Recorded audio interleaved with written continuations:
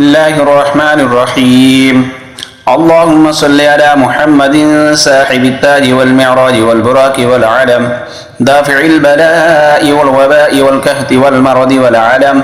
اسمه مكتوب مرفوع مشفوع منكوش في اللوح والكلم، سيد العرب والعجم، جسمه مقدس معتر مطهر منور في البيت والحرم، شمس الدهى بدر الدجى صدر العلا نور الهدى كهف الورى مصباح الظلم،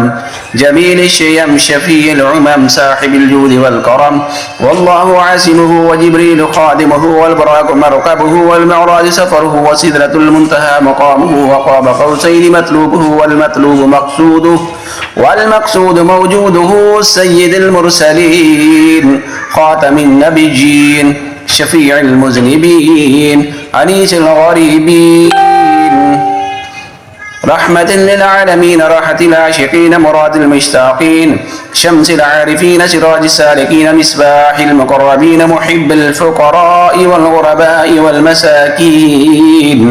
سيد الثقلين نبي الحرمين إمام القبلتين وسيلتنا في الدارين، صاحب كعب قوسين محبوب رب المشركين ورب المغربين جد الحسن والحسين،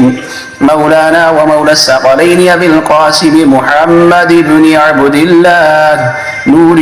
من نور الله، يا أيها المشتاقون بنور جماله صلوا عليه وآله وأصحابه وسلموا تسليما.